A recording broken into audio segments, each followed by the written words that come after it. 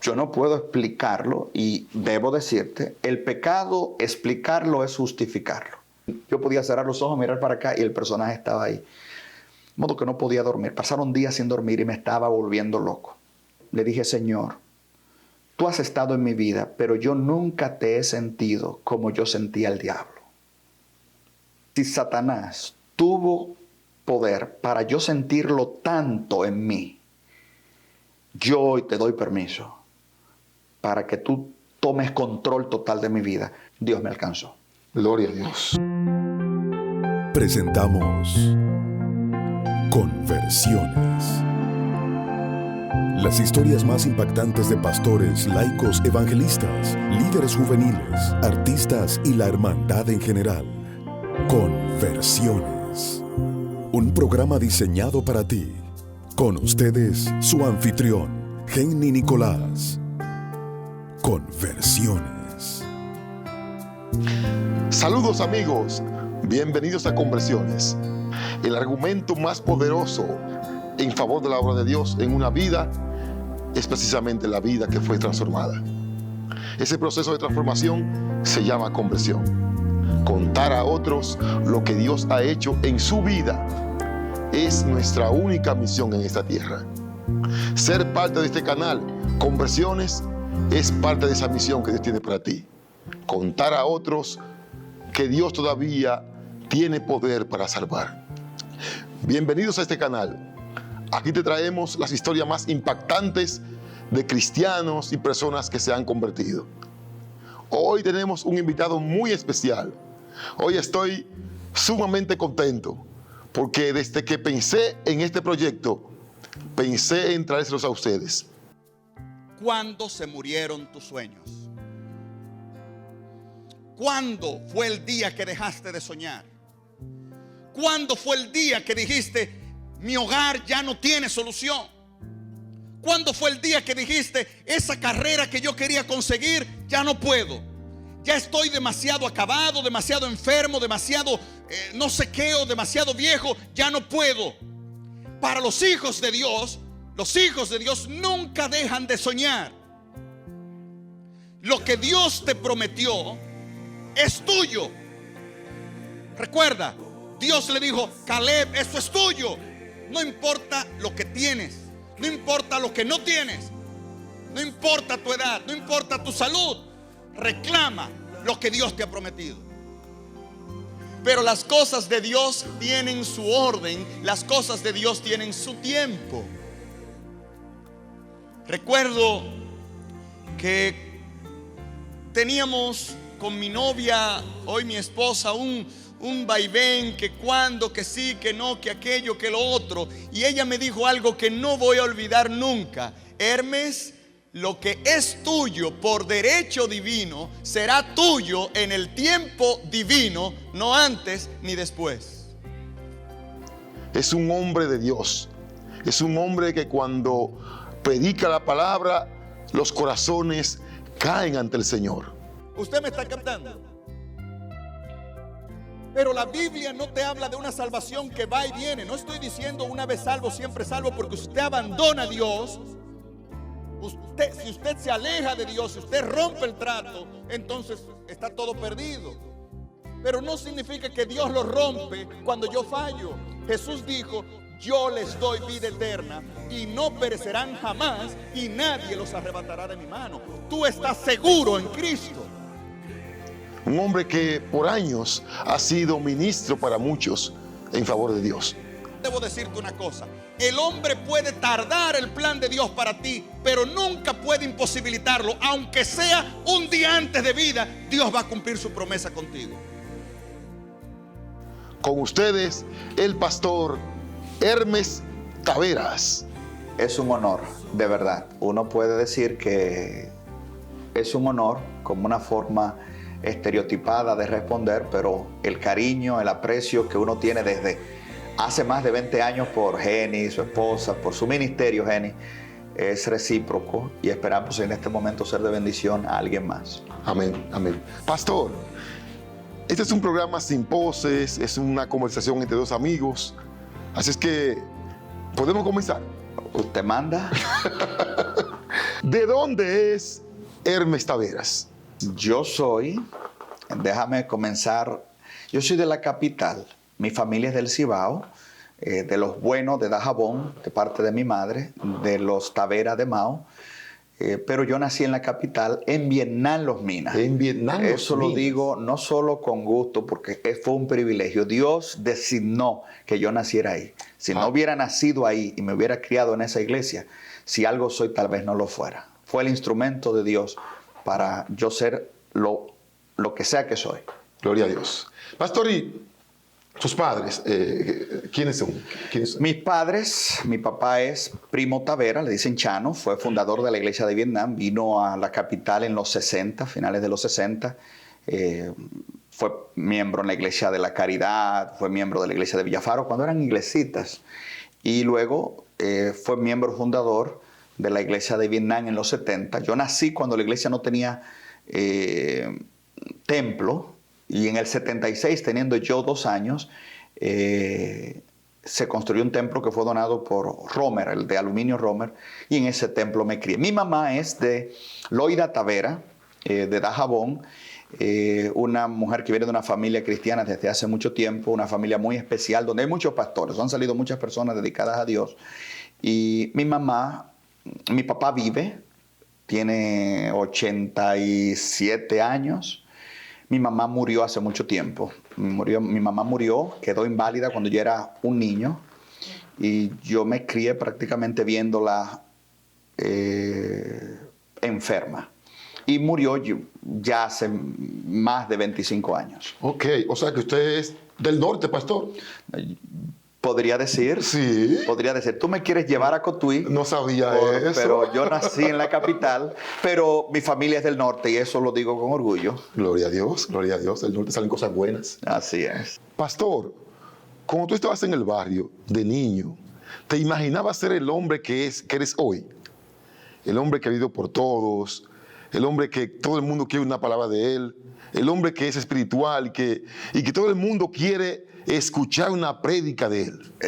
Yo no puedo dar fe a esa calificación, pero yo no, ¿cómo te digo? Evidentemente pastor no pretendía ser, nunca pretender. Yo no sé si todavía pretendo. En mi familia, quien siempre quiso ser pastor fue mi hermano Oscar Taveras, quien es un gran pastor, una persona que admiro muchísimo, y que desde niño, muy niño, dijo que iba a ser pastor. Yo no estaba nunca pensé en eso. Yo siempre quise ser ingeniero. Yo quise ser ingeniero. Y mi mamá inculcó eso en mí, que tú vas a ser ingeniero. Pero hay algo ahí, decir, en su tiempo, porque al principio no iba a hacer nada para mi familia, pero iba a ser ingeniero. Y en su momento, puedo contar más tarde cómo fue el asunto, pero en su momento Dios movió mi vida en relación al ministerio, que todavía para mí es una sorpresa.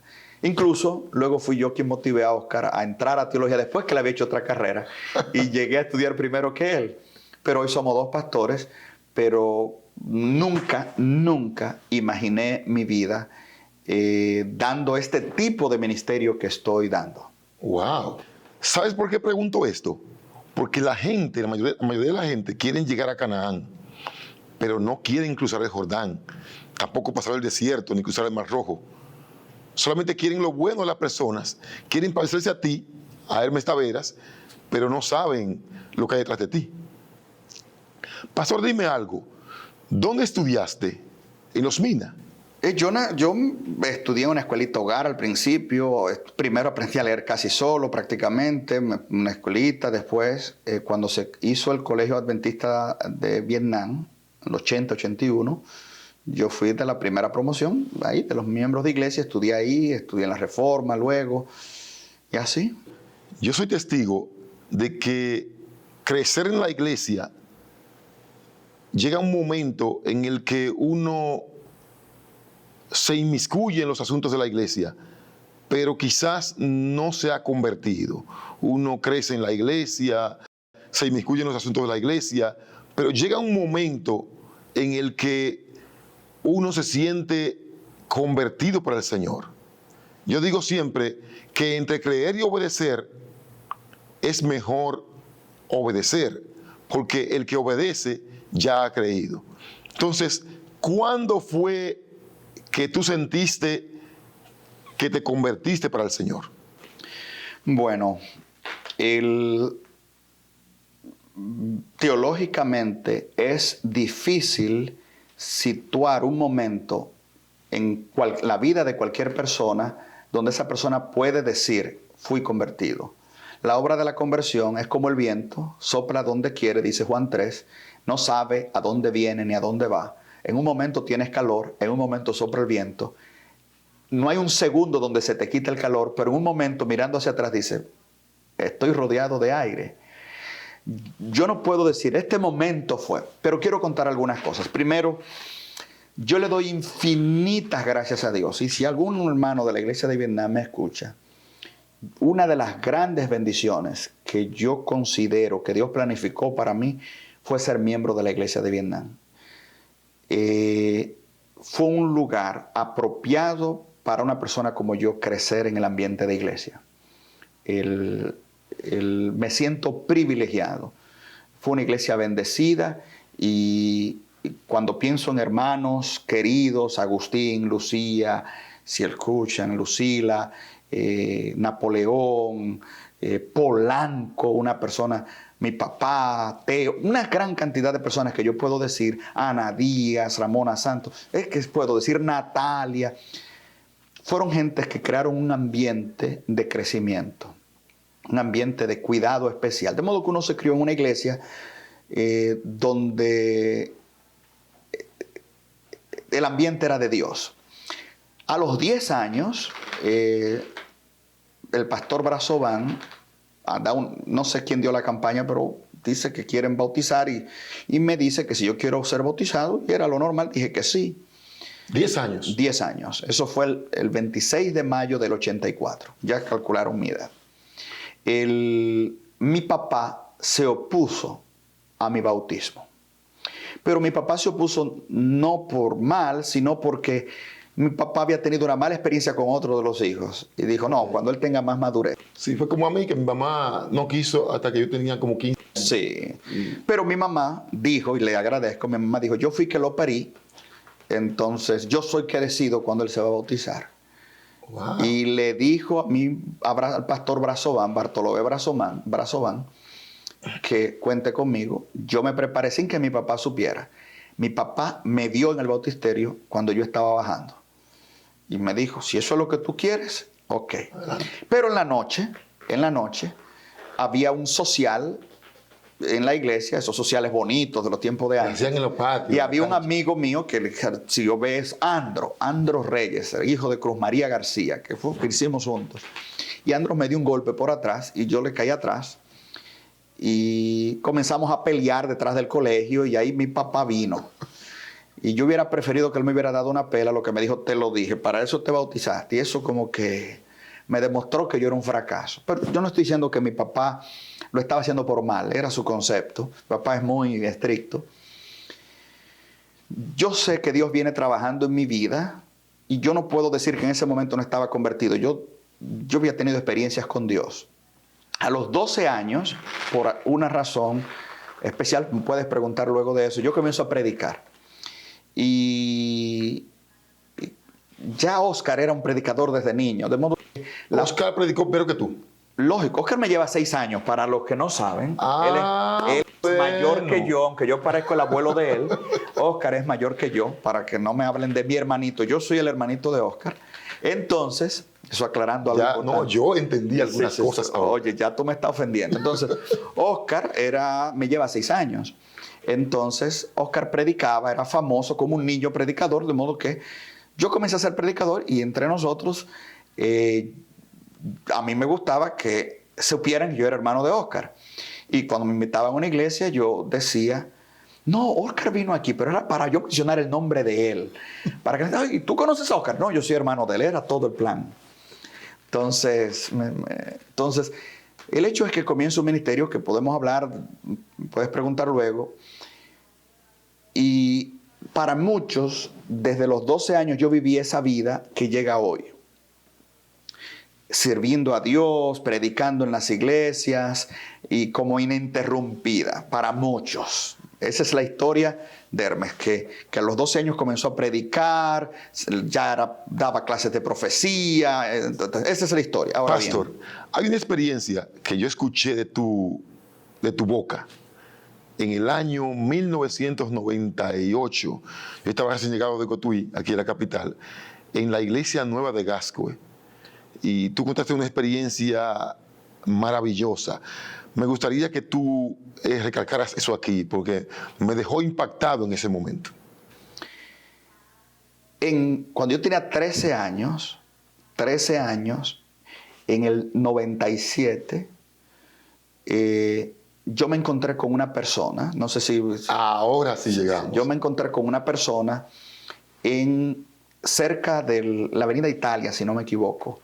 Creo que Italia. Que fue el testimonio que yo escuché en el 98. Oye, tú tienes una memoria de elefante, ¿verdad? Me encontré con una persona, yo soy un niño deambulando por el Mirador Sur y me llama por mi nombre. Era una señora de alcurnia, se le veía que era de cierta clase, que no era la clase que yo representaba, de Vietnam, parte atrás. Me llama, yo me sorprendo, en la puerta me dice, entra, ¿cómo está tu mamá? ¿Cómo está Loida? De modo que alguien me está hablando de mi mamá, claro, con mi nombre.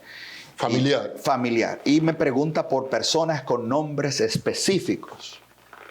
De modo que yo no sé con quién estoy hablando, pero me conoce. Mi mamá ya le había dado una trombosis y ella me está diciendo, ¿y cómo sigue? Y todo esto y lo otro. Me brinda comida, que era algo muy necesitado en ese momento. Y ya después que uno se siente, la gran pregunta que yo tengo, no me siga preguntando por mi familia y por todo el mundo, yo quiero saber quién es usted. Entonces me dijo, yo sabía que tú ibas a hacer esa pregunta. Y yo estoy aquí para decirte quién yo soy. Entra. Y me entra a un cuarto oscuro, no voy a describir el proceso, pero para acabar la historia rápido, la mujer era un medium espiritista. Ya. Y me dijo muchas cosas de mi vida que yo mismo no sabía. Entonces me dijo, si tú quieres preguntas, pregúntale a fulano esto, pregúntale a fulano esto. Era tan exacto, tan puntual. Pasó algo que no quiero recordar, ni quiero decir, porque esto es muy público. El asunto fue que yo sabía, dado mi conocimiento en el tiempo, que estaba tratando con Satanás. Ok.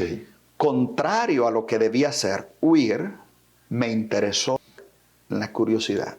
Las curiosidades siempre interesan, sí, a la gente. Entonces me acerqué al árbol del conocimiento, correcto, del bien y el mal.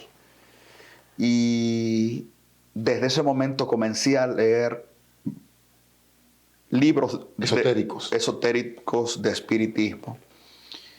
Y ella me recomendaba. Finalmente ella me dijo, yo no tengo escuela, yo practico, yo cobro por esto, pero te voy a llevar, y me llevó a un lugar en la zona colonial. Sé exactamente, pero no voy a dar la dirección. No sé si está, pero me llevó a un lugar en la zona colonial y me presentó a alguien. Me presentó como una persona muy iluminada, que tendría muchos futuros, y ahí comencé a practicar espiritismo siendo un niño. Ahora, aquí viene el detalle. Mientras eso ocurre, yo sé que estoy bregando con Satanás. Mientras eso ocurre, yo soy el niño que vive predicando de iglesia en iglesia, predicando profecía. Tú estás haciendo eso y sigues predicando. Y sigo predicando. Y sigo predicando. O sea, ¿cómo tú llegas a salir de eso? El hecho es que yo avancé en eso, y sabía que estaba en lo malo. Que no estaba bien. Sabía que estaba lidiando con Satanás. Yo no puedo explicarlo, y debo decirte, el pecado, explicarlo es justificarlo. De modo que yo no pretendo explicar cómo pasó. Pasó y no debió pasar.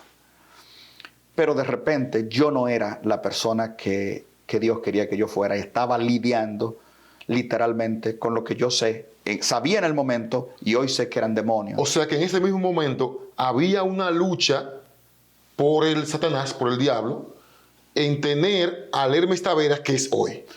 Eso yo estoy totalmente convencido. Que Satanás estaba poniendo un obstáculo y me estaba haciendo un llamado a su ministerio cuando Dios tenía un llamado eterno para mí. Exactamente, gloria a Dios. Entonces, llegó un momento, ya yo servía de medium espiritista y me pagaban dentro de esa escuela. Yo decía, aunque no estaba totalmente independiente, estaba bajo mi profesor, hacía consultas.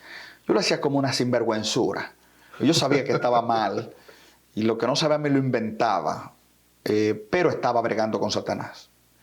Y realmente yo sentía fuerzas poderosas en mí que yo sabía que eran poderes espirituales.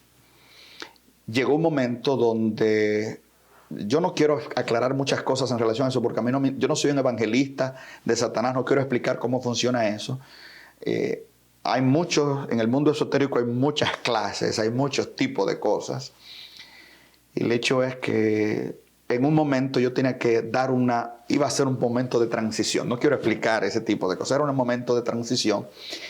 Pero ibas a pasar de un pastor a algo. Yo era un muchacho, todavía no era pastor, era un niño. No me refiero en ese mundo. Sí. Ibas a pasar de un laico a pastor. De laico a pastor o de pastor a pastor ordenado, vamos a decir así, para entender. Pero no lo tome muy literal, porque no quiero dar aclaraciones sobre eso. El hecho es que en ese momento yo tomé la decisión y sabía que al yo tomar la decisión, estaba tomando una decisión casi sin retorno. Y yo la tomé consciente. Tomé la decisión consciente de dedicarme a eso y planifiqué abiertamente decir que no iba a seguir en la iglesia. O sea, yo tomé una decisión consciente de eso. O sea, que en ese momento se estaba decidiendo algo grande en tu vida. En mi vida. Y aquí quiero hacer un paréntesis. A veces tú entras en el camino del mal sabiendo que está mal, y no sabes que tu involucramiento con el mal no solo afecta tu conducta, sino tu percepción. Y al final, lo que antes tú lo hacías con dolor y conciencia, ahora lo haces con disposición y sin conciencia. Wow. Entonces, al principio, yo sé que estoy bregando con Satanás, pero déjame entender esto, y hasta me justificaba. Yo voy a entender esto y justificaba, pero debo reconocer que hubo un momento en mi vida donde ya me gustaba, sabía que estaba bregando con el mal, pero no lo veía mal. Y tomé una decisión consciente de dar un paso más allá y dedicar mi vida, mi corazón, mi mente a eso y rechazar. Y me sentía mal seguir predicando por ahí porque estaba viviendo una doble vida diciendo, pero ya en vez de decir, tengo que dejar esto y dedicarme a Dios, lo que sentía que debía dejar era a Dios, que de paso mi concepto de Dios ya también había cambiado. Yo me muevo en el mundo ministerial del canto, donde veo muchos jóvenes que Dios le ha dado un talento increíble, un gran talento, pero viven buscando opiniones del mundo, con concursos, cosas que no tienen que estar buscando en el mundo, porque ya Dios le dio lo que ellos necesitaban para predicar el mensaje. ¿Qué tú le quieres decir a esos muchachos? Que no inventen con eso. Lo que ocurre es, lo que para nosotros es un juego, es muy serio. O sea, dice Dios, con amor eterno te he amado. Eso significa que desde que Dios es Dios, la eternidad, yo existo en su mente. Wow. Y existo con amor, existo para un plan. Cuando yo nací, cuando tú naciste, cuando cualquiera nació, se cumplió lo que pasó con Cristo, que dice Gálatas 4:4. Venido el cumplimiento del tiempo, Dios envió a su Hijo.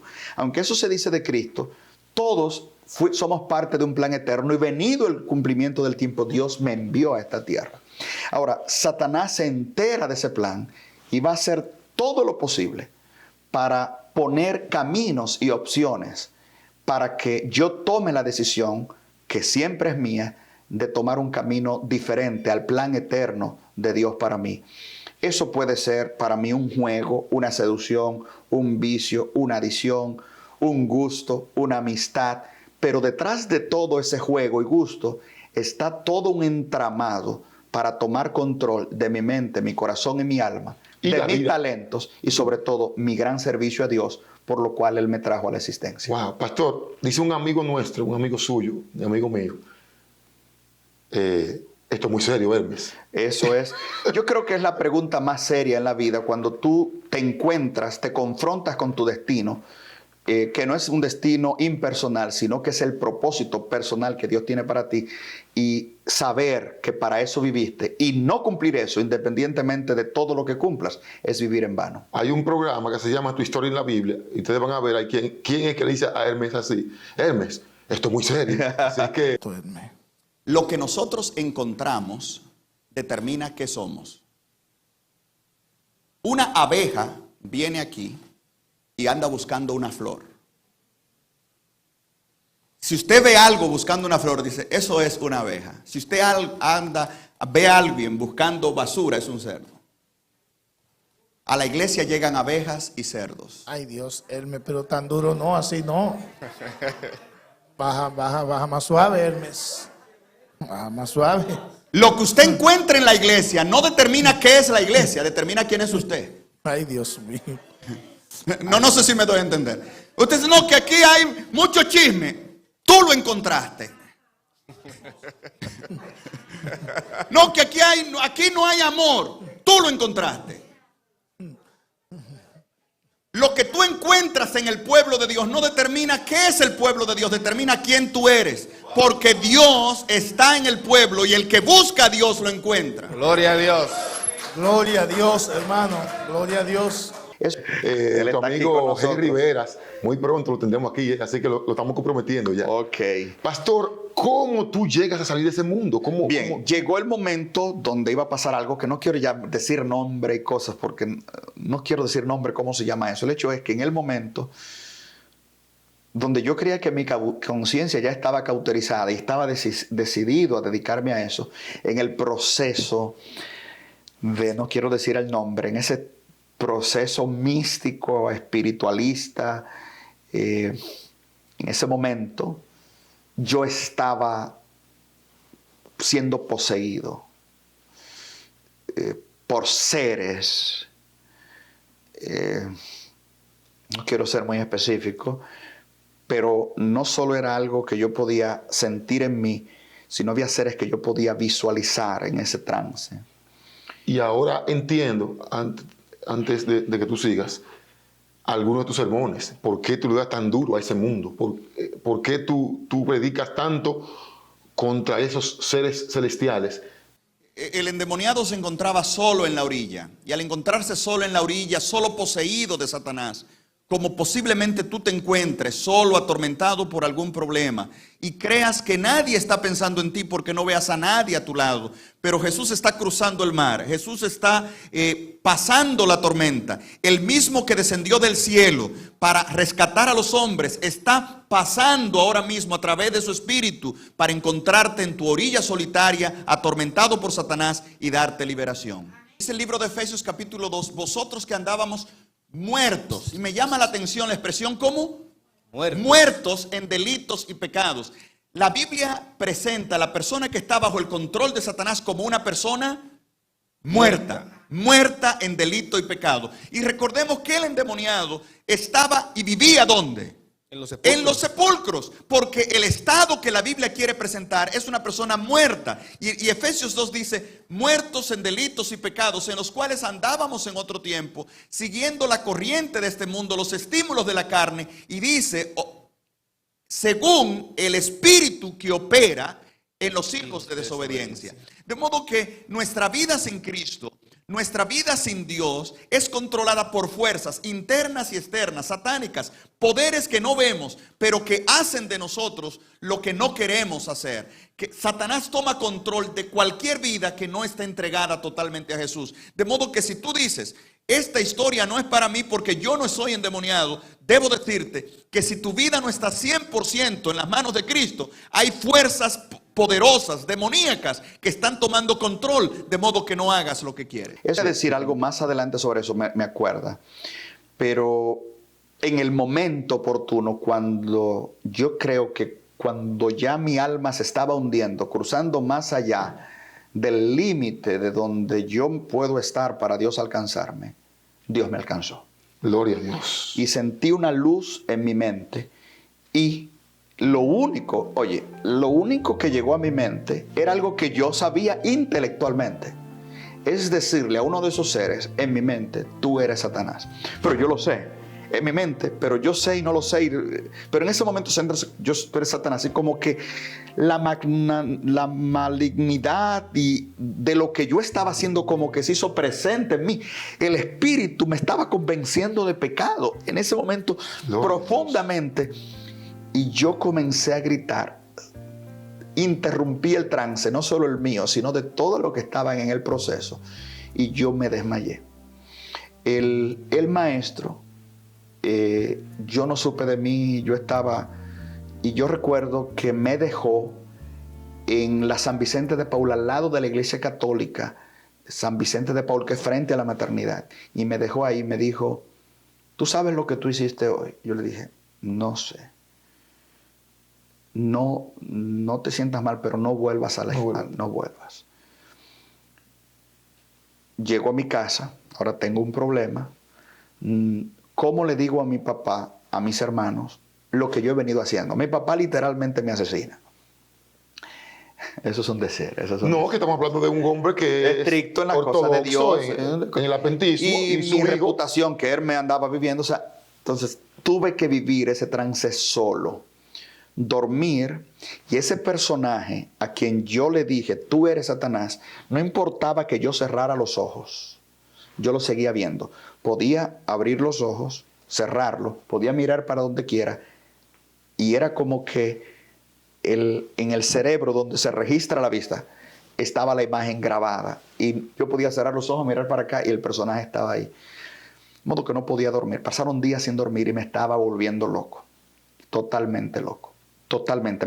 Satanás se estaba vengando de mí porque yo no me había entregado. Esa es la forma de mirarlo hoy. Y me estaba volviendo loco. No hallaba quién decirle, a quién contarle. Finalmente hice algo. Yo vengo de una familia pobre. Había una llave donde uno se bañaba. Todavía eso era muy, muy especial todavía. Yo vengo de más para atrás. Un baño. Entonces un tubo que salía de arriba. Y uno se ponía abajo y caía agua. Ahí cabía agua. Entonces había como 2 líneas de bloque que mi papá había hecho ahí para el baño. Y yo me puse arriba de esas 2 líneas de bloque y amarré una soga en el tubo de agua y me la coloqué aquí. Era la forma de yo salir de la desesperación. Tú sabes, días tan grande la desesperación. La desesperación, imagínate que tú estás viendo un demonio, no importa que tú cierres los ojos, lo abras, miras para donde quieras. Yo me sentía atormentado totalmente. Pastor, hay muchas personas hoy que están viviendo así y que hoy han encontrado un alivio en su vida. Muchas personas que están atormentadas por ese espíritu y que hoy han encontrado palabra de Dios en su boca. Así es que verdaderamente eso es de Dios. Así, seguro. Y si algo tiene de utilidad todo lo que estamos diciendo es que Dios es capaz, su mano alcanza más allá del extremo del pecado, del extremo de tu necesidad y del extremo de tu desesperación. Nadie se ha ido tan lejos y ha caído tan profundo que no pueda ser alcanzado y transformado por el poder de Cristo. Amén. En ese momento yo sentía que ahorcarme era natural y sentía una fuerza en mí que estaba tomando la soga, que estaba haciendo eso, como que no era yo. Y en ese momento me acordé, pero no es que me acordé, eso es Dios que manda rayos de luz. La luz brilla en las tinieblas y las tinieblas no prevalecen contra ella. Amén. En el momento de tu mayor oscuridad, la luz brilla. El sol manda una luz diciendo, estoy aquí aunque no me ves. Y yo desde niño siempre recuerdo lo que leo. Había un libro que no es un libro oficial de la iglesia, era un libro que se publicaba de manera no oficial de la iglesia. Se llamaba Estudios Escogidos de los Testimonios. No voy a dar de dónde se publicaba ese libro, pero era un libro que yo lo tenía y desde niño había leído algo. En la página 125 de ese libro, ahora esa cita aparece en otros lugares, En otros libros. pero fue donde yo la leí por primera vez y donde mi memoria la guardó. Ya soy libre por la sangre que Jesús derramó por mí en la cruz. Yo soy libre. Y en ese momento donde yo me siento que como que alguien me está cargando a ahorcarme, porque sentía que mi mano estaba siendo dirigida, llegó esa cita a la mente. Y la cita dice: nadie es tan insignificante, no, nadie es tan débil, pero a la vez tan poderoso como el alma que siente su insignificancia, pero confía plenamente en los méritos del Salvador. Gloria a Dios. Dios enviará a cada ángel del cielo al auxilio de esa persona antes de permitir que sea vencida. ¡Wow! Y en ese momento esa cita fue clara en mi mente, muy clara en mi mente. Y en un momento dije: Señor, manda a tus ángeles porque yo no puedo. Y parecerá muy teológico en ese momento, pero usted recordará que mientras yo estaba en ese mundo, yo era un teólogo, predicador, extremadamente leído en los asuntos de Dios. Yo recuerdo que le dije: Señor, yo no te pido que envíes todos los ángeles. Manda a Jesús, manda a Miguel aquí, ahora, porque yo no puedo. Y en ese momento yo siento como que algo salió de mí. Y salió totalmente y me sentí libre. Y de repente vi la estupidez, vi la soga, como ¿qué hago yo con esta soga aquí? O sea, es como que de repente como que... ¿Viste la luz? Como, ¿y qué hago yo aquí? Eso fue un momento muy especial. Pasaron algunas cosas que no debo contar, pero yo hice un trato con Dios en ese momento. Primero le dije: Señor, tú has estado en mi vida, pero yo nunca te he sentido como yo sentía al diablo. Tremendo, sí. O sea, Tú quieres sentir más a Dios que al otro ahora. Si Satanás tuvo poder para yo sentirlo tanto en mí, yo hoy te doy permiso para que tú tomes control total de mi vida. Pero yo espero que tu presencia en mi vida sea mayor que la presencia de todos los demonios que yo he tenido. Gloria a Dios. Número 2. Yo he pasado este tiempo estudiando las profundidades de Satanás. Si tú me libras de esto y tú me restauras mi mente, porque yo quedé un poco afectado y solo yo lo sabía, y tú restauras mi mente, esta mente es para ti. Gloria a Dios. Eso fue mi condición con Dios, mi trato con Dios. Al mirar hacia atrás, yo no siempre he cumplido mi trato. Pero, voy a hacer una aclaración. Yo no soy más santo que nadie, no pretendo ser más santo. Todo el que me conoce sabe que yo soy, tal vez me quedan cosas de los demonios, pero sí puedo decir una cosa. Sería una blasfemia que yo hoy niegue la presencia de Dios en mi vida. Amén. Porque Dios ha sido extremadamente real y presente en mi vida. Y Dios ha cumplido su trato. Yo no siempre, pero Dios me dio un discernimiento espiritual que es lo único que yo no quiero perder. Yo nunca le he pedido a Dios ni riqueza, ni posiciones, ni siquiera salud, que me hace falta mucho en estos tiempos. Lo único que yo le digo: Señor, yo quiero entenderte. Por medio de los canales que tú has querido revelarte, yo quiero entenderte. Y luego de entenderte, compartir algo de ese conocimiento que tengo de ti con alguien que lo necesite. Pero pastor, es que es el día a día hoy de los jóvenes y de nosotros los cristianos, que no nos involucramos con Dios como tiene que ser. Vivimos el cristianismo a media. Y entonces mi pregunta es, ¿cómo los jóvenes hoy pueden involucrarse con Dios así, de esa manera? Bien, aunque yo no soy ya joven, pero debo defender a los jóvenes. Esto no es un problema de jóvenes. Tal vez los jóvenes están más cerca de lo que uno piensa. Cualquier persona, quiero hablar a cualquier persona. Tú, joven, no eres el mayor problema. Tienes un problema que es tan común. Unos son más hipócritas y lo esconden más. Eso es un paréntesis. Yo estoy convencido, totalmente convencido, que un vaso ocupado con un líquido no puede ser llenado de otro. Y la presencia de Dios en la vida de alguien es proporcional a lo que la persona está dispuesta a vaciarse para ser llenado de Dios. Dios tiene más disposición a llenar mi vida que yo a ser llenado por Él. Eso indica que si alguien se siente vacío, tu problema no es que estás vacío, tu problema es que estás lleno de lo equivocado. Cuando en Génesis dice, en el principio creó Dios los cielos y la tierra. El texto dice, la tierra estaba desordenada y vacía. Aquí dice vacía. Es contradictorio. Es vacía, pero dijo Dios, descúbrase lo seco. Había agua. O sea, esto está aquí desordenado, pero no puede estar vacío. Lo que es desordenado no puede estar vacío. Lo que indica que lo vacío es relativo a un referente. Algo es vacío en relación a Dios. La tierra estaba vacía porque le faltaba la intervención creadora de Dios, creativa de Dios. De modo que todo el que se siente vacío no está vacío. No hay nadie vacío.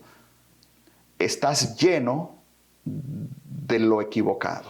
O sea, una gente... De modo que, que si tú quieres ser lleno de Dios, no basta con tú decirle, Dios, llena mi vida, sino estar dispuesto a vaciar de lo que te ha llenado hasta ahora. Wow, tú me estás diciendo aquí que una gente que está en la iglesia puede estar yendo a la iglesia desordenado y se siente vacío. Entonces, porque no quiere vaciarse. Quiere la presencia de Dios, pero no quiere vaciarse de otras cosas que lo llenan y Dios no cabe en un vaso lleno. Tu problema entonces no es el vacío, tu problema es de qué estás lleno. Entonces, yo creo que tú tienes que decidir, Señor, yo me vacío o ayúdame a vaciar. Dice... Es la historia, usted puede encontrar la referencia en Mateo 4, Mateo 13, donde dejando las redes le siguieron, dejando al padre y la barca le siguieron. O vendió todo lo que tenía y compró el campo, compró el tesoro. Nadie puede seguir con las redes, el barco y el padre y seguir a Cristo. Nadie puede comprar la perla escondida si no vende todo lo que tiene. El gran problema es que nosotros queremos a Dios más lo que tenemos, sumar a Dios como uno más dentro de las tantas cosas que queremos manipular. Y Dios dice, o todo o nada. Tú te vacías completo y yo te lleno completo. Pero si dejas algo que no quieres entregar, yo no quepo ahí. Wow. Entonces Hermes, ya después de haber pasado este proceso de agonía, es cuando decide ya entregarse completamente a Dios y comenzar su ministerio. Sí. Tal vez los ángeles que me están oyendo se están riendo porque tal vez no fui tan serio, pero he tratado de darle lo mejor de mi vida a Dios. He tratado con errores y tú que me estás oyendo, ya tú que te estás riendo sabes de muchos, pero precisamente porque no soy digno del ser usado por Él. Por eso lo glorifico porque me usa. Gloria a Dios. Pastor, ya estamos llegando al final. Pero cuéntame, después de todo esto, ¿qué sucedió en tu vida? ¿Qué es lo que sigue ahora en tu vida? ¿Comienzas el ministerio? ¿Te vas a estudiar para pastor? ¿Qué fue lo que pasó? No. El gran problema con mucha gente es que se dedican a vender lo que nunca han adquirido. Una cosa debe venir primero. Muchas personas sienten un llamado a ministrar cuando nunca han sido ministrados, a dar de lo que nunca han sido llenos. Sienten un llamado. Yo no puedo poner en duda el llamado de alguien, pero yo entendí que antes de yo hacer algo para Dios, yo debía tener y dedicar un tiempo a ser lleno y comprenderlo a Él. Y eso es parte de una gran tradición bíblica. Por ejemplo, Pablo en Gálatas 1, 15 al 17 dice que cuando le agradó a Dios, quien me apartó desde el vientre de mi madre, para revelar a su Hijo en mí, para que yo lo revelase entre los gentiles, no fui a Jerusalén, a los que eran apóstoles antes que yo, sino que me fui a Arabia. Pablo está diciendo algo muy importante. En Gálatas, Arabia, según Gálatas 4:25, es el monte Sinaí. Pablo está diciendo, antes de Moisés hablar en nombre de Dios, duró 40 años en comunión con Dios. Antes de Elías se fue al monte Horeb. Antes de Pablo ser el gran apóstol, no fue convertido y de una vez comenzó a predicar, como dice Hechos 9. Él predicó, pero su gran ministerio no vino simplemente en camino a Damasco. Él duró un tiempo en soledad, lleno. Por eso en Gálatas dice, el evangelio que es dado por mí no es de hombre ni por hombre, sino por revelación de Jesucristo. De modo que antes de yo decidir voy a ser pastor o no, o aquello o lo otro, eso lo iba a decidir Dios. Yo había hecho un trato con Dios. Dios estaba cumpliendo su parte. Dios pasa a mi corazón, luz a mi mente. Y yo debía aprovechar eso para entender su palabra con todo lo que, la fuerza que yo pudiera. Y en ese proceso de ser lleno de Él, naturalmente vino el llamado a impartir lo que Él había dado. O sea, que si Hermes no estudia teología, fuera el Hermes que es hoy, pero con el conocimiento bíblico de Dios por entero, así como lo conoce. Dios que dirige los fines, también dirige los medios. Yo no soy Dios para decir, si yo no hubiera hecho esto, como quiera tal cosa hubiera pasado. Lo que sí yo puedo decir es que el plan que Dios tenía para mí no era contingente a ninguna decisión de yo estudiar o no. Yo había dedicado mi mente a estudiar a Dios. Y Él, eso que invirtió, ese conocimiento, Él, yo estoy seguro que lo iba a usar, estudiara yo teología o no. Dios se revela en una persona para que esa persona sea un canal de revelación a otros. Y Dios no pierde su inversión en nadie. Bueno, pastor, hablar con usted es hablar de muchas cosas, es hablar profundo. El honor, Jenny, tú no sabes el gusto que me da. Le tengo un reto, si es posible. Vamos a ver, no sé los retos tuyos son peligrosos de vez en cuando. Cuando Hermes quiere nutrirse de la palabra de Dios, ¿qué hace? ¿Cómo Hermes comienza un estudio de la Biblia? ¿Qué es lo que hace Hermes? ¿Tú no crees que voy a responder esa pregunta con una promesa? Yo voy a responder porque eso sería como todo una nueva conversación de cómo Dios se hace presente en su palabra.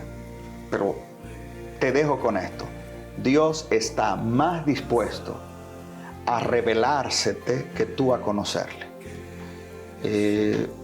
Yo no creo que alguien pueda decir, yo no conozco a Dios porque Él nunca se me reveló. Dios está más cerca de lo que tú te imaginas. Simplemente abres las puertas y las ventanas de tu alma para que la brisa de tu espíritu pueda refrescar tu ser.